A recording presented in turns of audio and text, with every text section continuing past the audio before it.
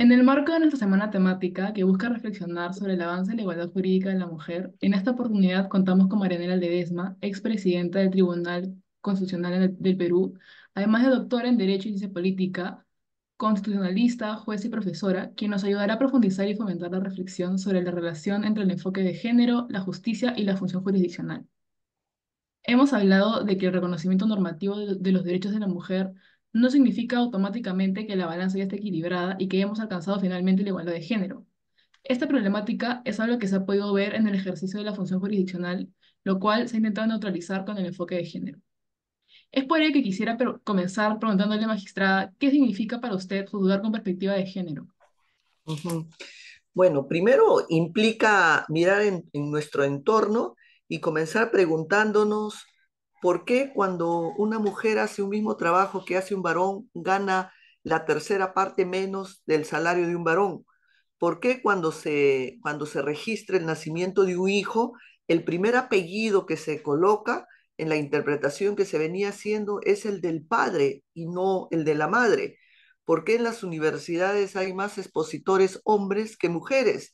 ¿Y por qué en una universidad no hay lactarios para que las chicas que puedan estar embarazadas, que tengan sus hijos, puedan a la vez estudiar y también tener la posibilidad de los lactarios para los niños? Entonces, esas meras pinceladas que comento nos lleva a decir que acá hay un desequilibrio en los roles que están asignados en nuestra sociedad, y ese desequilibrio está marcado por un potencial patriarcalismo que está en el ADN de cómo se ha configurado las relaciones sociales. Entonces, este patriarcalismo, sostenido pues en el posicionamiento del varón o del hombre, del pater familia, ha llevado que por siglos, más de 2000 años, vivamos en una lógica donde la mujer tiene un deber de obediencia, y así ha sido sostenido en la legislación, en el Código Civil, ¿no? La mujer tiene el deber de obedecer al marido y el marido de protegerla. Entonces, en esa relación dispare de poder, pues se ha arrinconado a que la mujer ¿no? Vive en un ambiente doméstico de crianza y cuidado de los hijos, y el hombre en una relación de una actividad pública. Y eso también ha generado que las mujeres, ahora felizmente tenemos acceso a una educación universitaria a partir del año 1900, y hace 70 años recién podemos tener la posibilidad de ejercer derechos políticos, de elegir y ser elegidas, ¿no? Entonces acá sucede algo que rompe con la lógica de la igualdad y sobre todo de una situación de no discriminación. Por lo tanto, el enfoque de género, ¿qué viene a ser? El enfoque de género viene a ser, diríamos, una herramienta que permite posicionarnos en la mirada de nuestro entorno, ¿no? Posicionarnos poniéndonos en el papel, no de nosotros como jueces, poniéndonos en el papel de quien pide, sobre todo en una situación de, diríamos, de vulnerabilidad que se encuentran las mujeres, ¿no? Ubicarnos en esa posición para mirar el fenómeno que nos piden que resolvamos desde los zapatos de ser mujer. Hay que dejar nuestra posición para ubicarnos de jueces, digo, para ubicarnos en la posición de la mujer y mirar cómo es su realidad, cómo es su entorno. Pongo un ejemplo, y eso también me preocupa. Cuando a una mujer le preguntan, ¿usted a qué se dedica? Bueno, yo no trabajo, yo estoy en mi casa, mi marido me mantiene.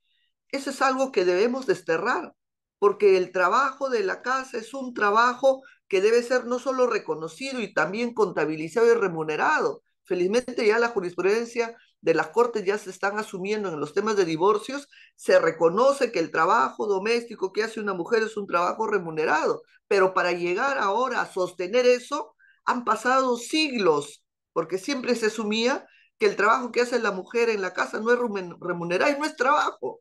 Entonces son patrones que van cambiando, y esos patrones desde una perspectiva de género busca romper con ese desequilibrio, busca trabajar por un tema de igualdad ante la ley y busca por lo menos evitar patrones diríamos, de desequilibrio y discriminación que pudiera darse. Y naturalmente la función jurisdiccional no es ajena, ¿no? A estos problemas sociales, a esta influencia que tiene la sociedad en todo, ¿no? a estos pensamientos que aún les hacemos frente, como el machismo, a los estereotipos sexistas, eh, como dice usted, ¿no? A la manera en la que vemos el trabajo doméstico, que ahora se reconoce, ¿no? Como trabajo doméstico, pero antes es parte de ser mujer, ¿no? Era algo así. Exacto. Entonces, Ujú. en esa línea, y como la función jurisdiccional, repito, no escapa de la influencia social, ¿cuál es el rol que juega la perspectiva de género en el deber de imparcialidad de los jueces?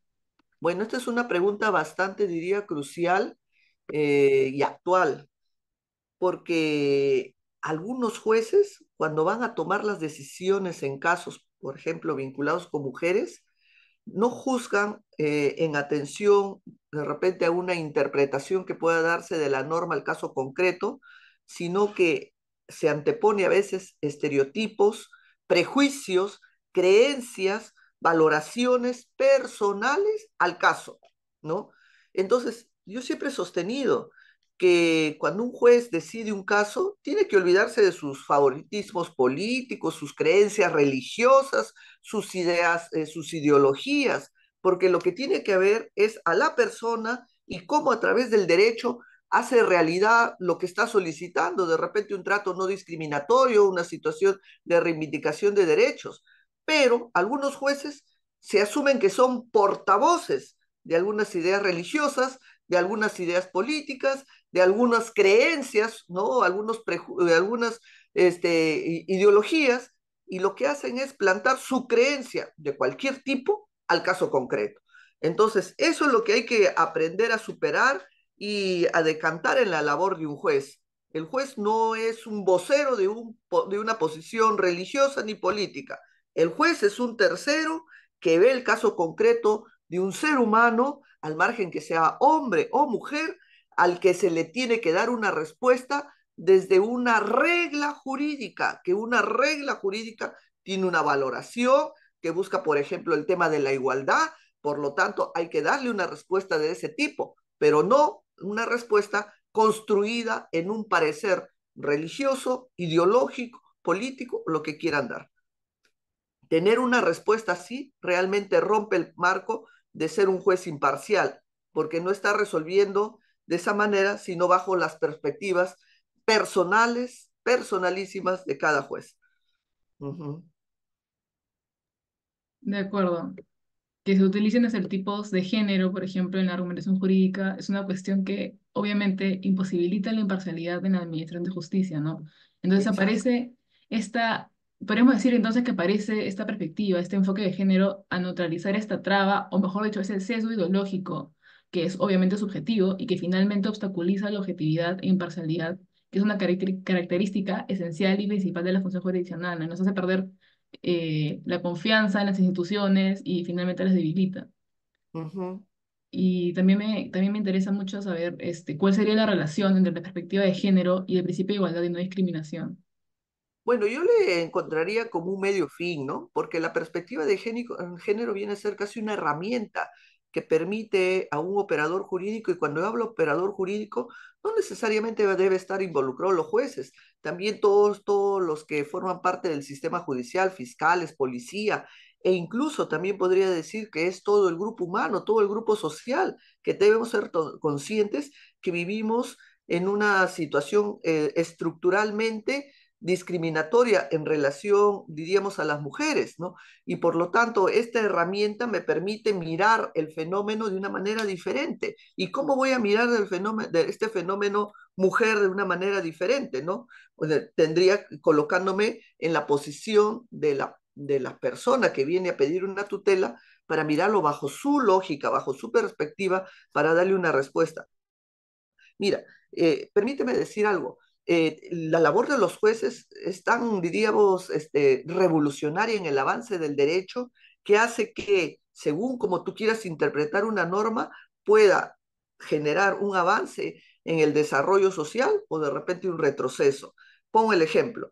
¿Cómo se interpretaba el artículo 20 del Código Civil hasta hace unos años? Se venía asumiendo que, bajo una lógica que ni siquiera decía el código textualmente, invito a leer el artículo 20 del Código Civil, en ninguna parte dice que el apellido del padre debe estar en primer orden frente a la madre. No, no lo dice. pero en una lógica de costumbre, dicen, no, pues pero es el pater family, tiene que estar en primer orden.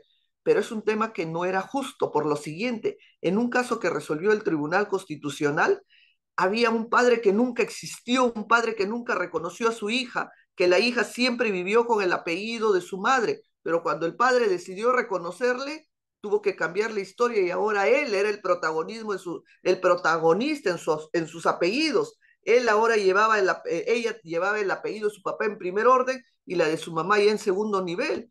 Y decía, pero ¿cómo puede ser si toda mi vida siempre he gozado no solo formalmente de un apellido, sino de un hogar monoparental? Y ahora viene un padre, me reconoce y se hace un lado y él es el titular en primer orden de un apellido. No niego que sea él mi padre y lleve el apellido, pero en primer orden está mi madre y luego en segundo orden llegará pues el apellido de mi padre.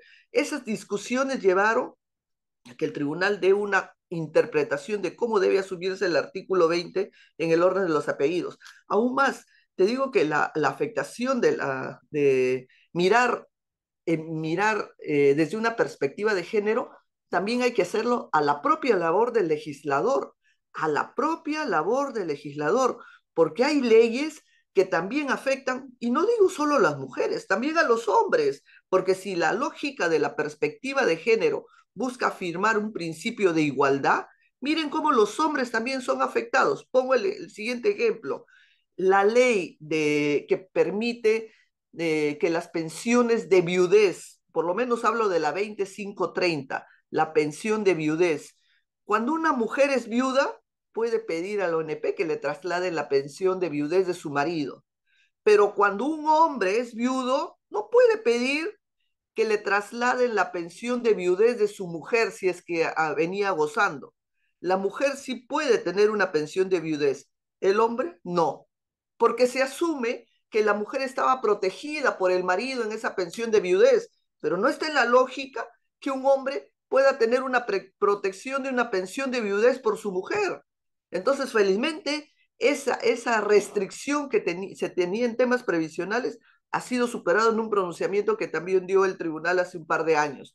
Pongo nada más esos ejemplos para ver cómo el tema de género, en el que la protección de un sexo a otro también se ha trasladado al ámbito legislativo. Y termino diciéndoles, por decir, en la ley señala de que los niños deben tener la protección maternal hasta los 7 años, ¿no? Y luego ya se podrá decidir con qué padre va. Pero esa también es una lógica estereotipada, un rol de género, como diciendo, bueno, los niños siempre tienen que estar con su mamá.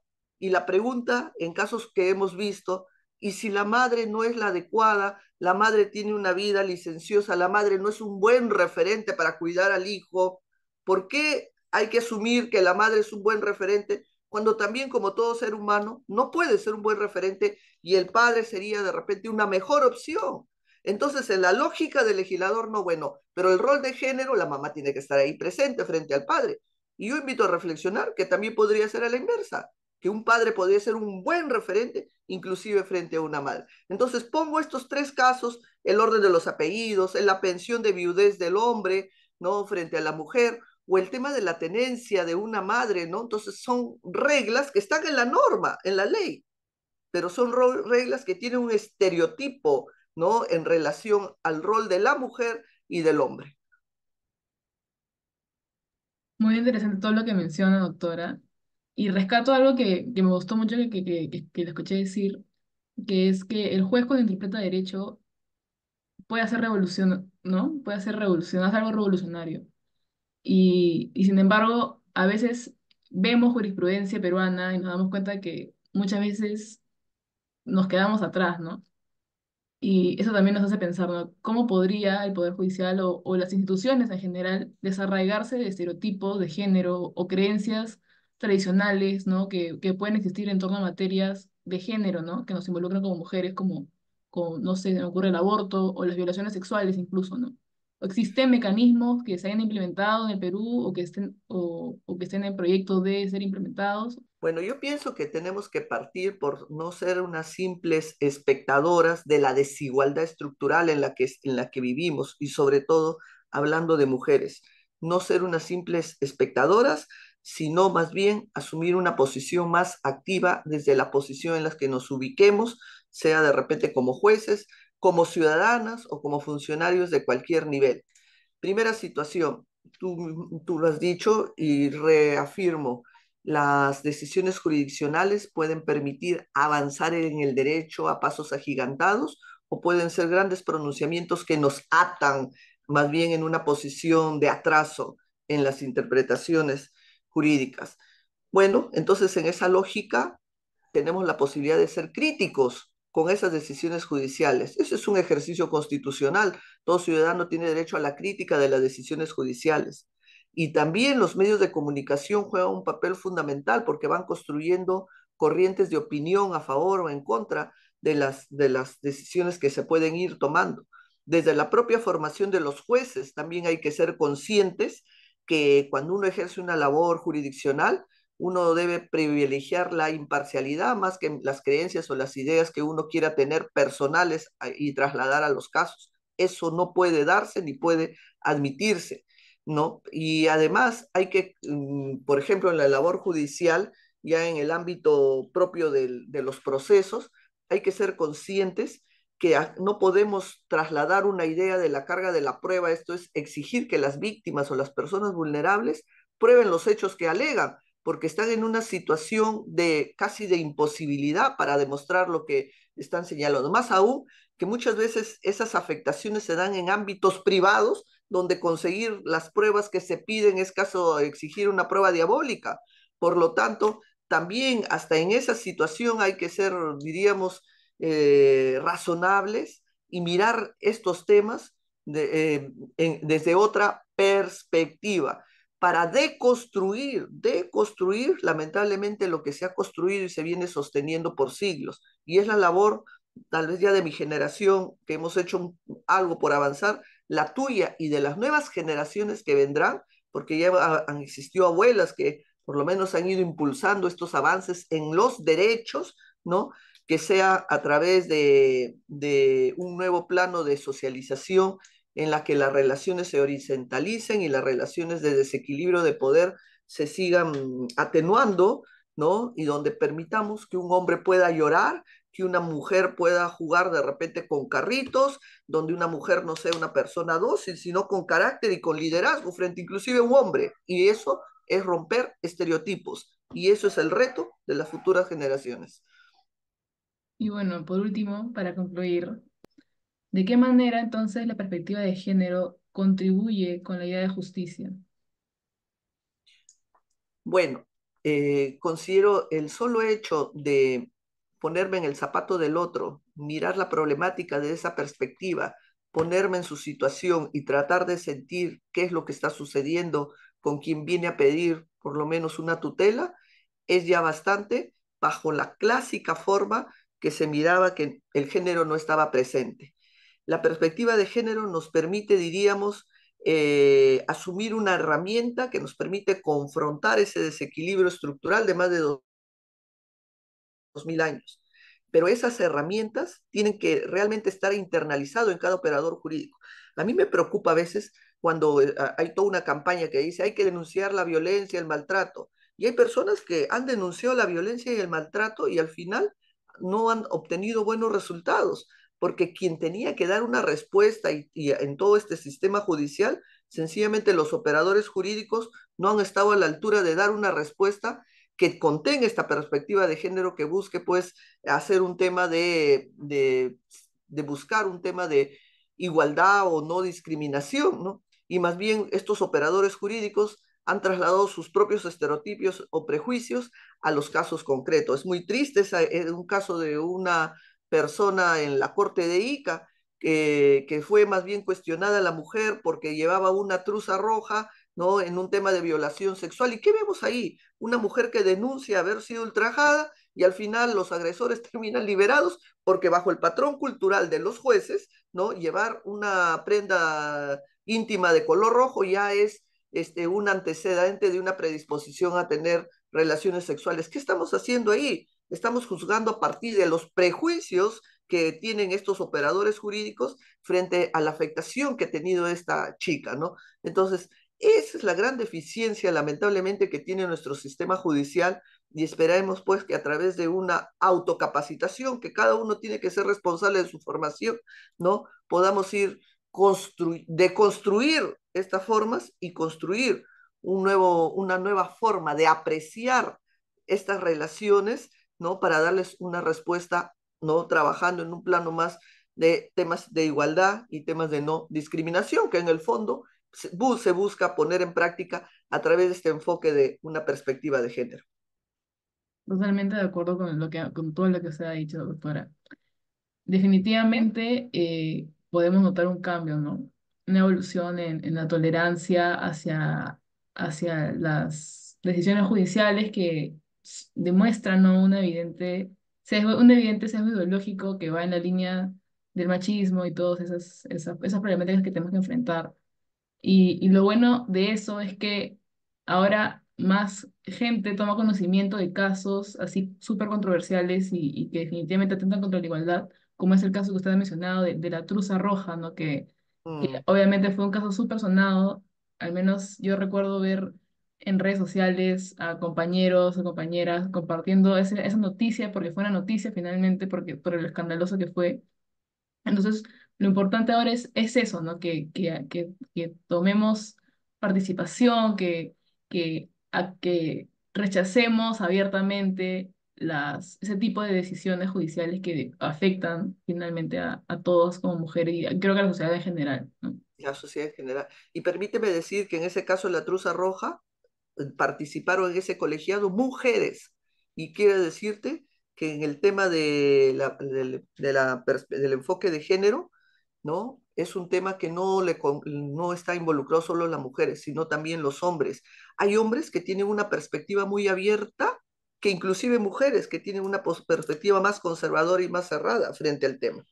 Ujú. Sí, definitivamente es algo que abarca, que no discrimina, ¿no? Eso sí no discrimina ni a hombres Exacto, ni a mujeres. exactamente. Sí, bueno, profesora, agradecerle mucho por concedernos esta entrevista y por formar parte de nuestra semana temática. Todo lo que hemos conversado ahora es, ¿no? Una reflexión sobre nuestro avance como sociedad, nuestro avance en la lucha por los derechos por la mujer. Y nada, finalmente despedirnos ahora y agradecerle por su participación con el equipo de Derechos Humanos de la Universidad Católica. Eso sería todo. A Muchas ustedes gracias. las gracias.